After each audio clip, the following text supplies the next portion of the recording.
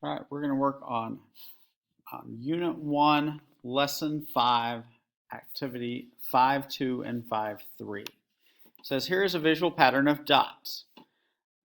The number of dots, d of n, is a function of the step number n. So this is step 1, step 2, step 3, step 4. So this is n equals 1, n equals 2, n equals 3, n equals 4. What values make sense for n in this situation? What values don't make sense? So I would say n greater than or equal to 1 makes sense. Okay, positive numbers, positive whole numbers, or positive whole numbers.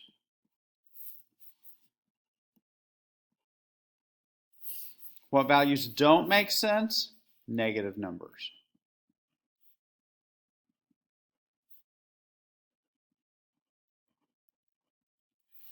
Or decimals. Or fractions.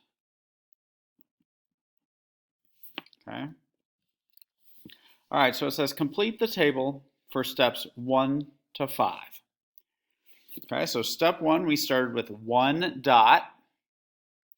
Step 2, we had our 1 dot that we started with plus 2 more, which is the same as the step number. So we had our value from the first step plus 2 more gives us 3. Step 3, we have the value from the second step, so that's what I have still exposed up there, plus 3 more, or equal to the step number. That gave us 6.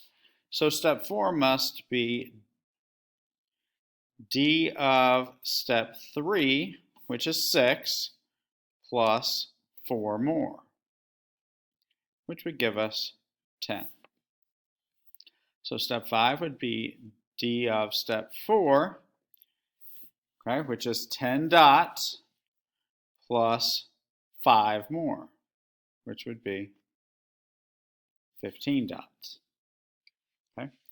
Following the pattern in the table, write an equation for d of n in terms of the previous step. Be prepared to explain your reasoning. Oh, sorry, I should have had that up a little more. Let me fix that.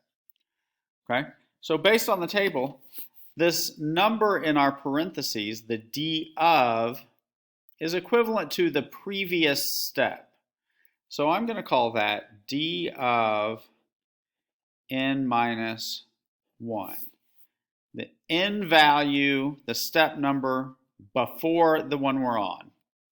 Plus, now this number that we're adding on every time, that's equivalent to the step. So we'll say plus n. So we're going to say d of n equals d of n minus 1 plus n. Okay, so every new step is the previous step plus the step number.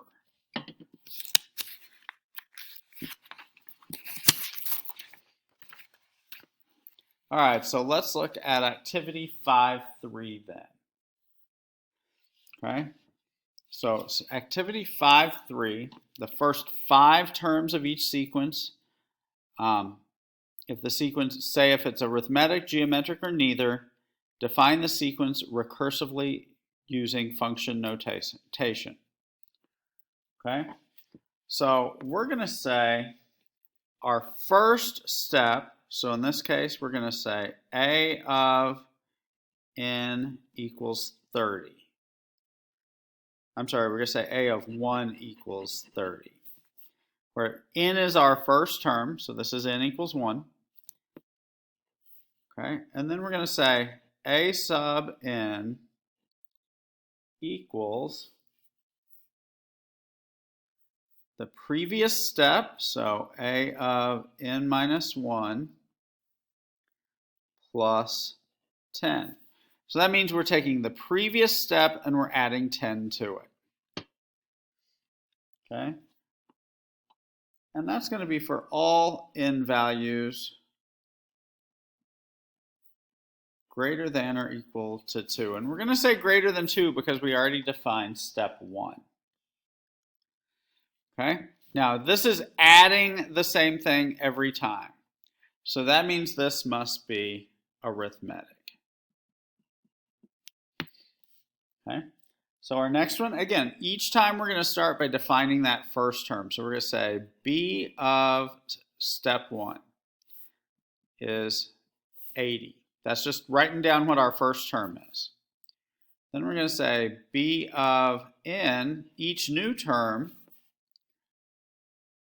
And for each new term, we're going to take the previous term, so that's b of n minus 1. So to get from 80 to 40 and 40 to 20, we just multiplied by a half each time. So we're going to say times 1/2. Or you might say divide by 2. I would accept either one. And again, we're going to say for n greater than or equal to 2. That means for all steps bigger than step 2, because we already defined step 1. Okay, go ahead and you pause the video and you try the next one.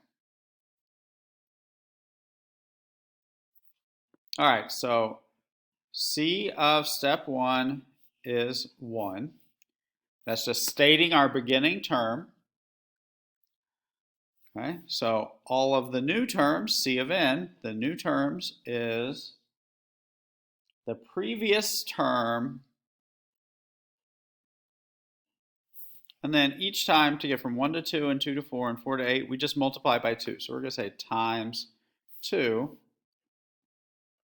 for n greater than or equal to 2. And again, we're saying steps bigger than 2 because we already defined step 1. All right, now we got to back up here. I didn't put a term here. Because we're multiplying by a half on sequence B, this would be geometric. And because on C we're multiplying by 2, this would also be geometric. Okay, now don't panic here. This is really very similar to sequence B. Okay, so we're going to start with d of step 1 equals 1, just stating the first term. D of each new step is, now all we're doing is multiplying by a half again. So we're going to say the previous term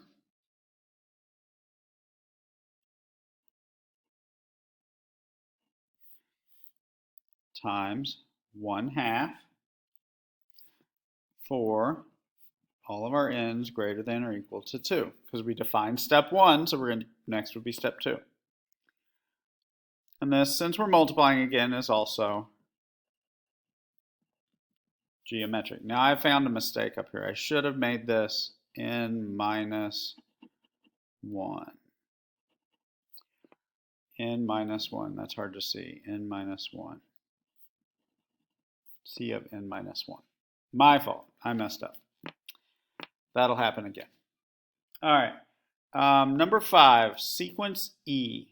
Okay, so start the same way. E of 1, the first step is 20.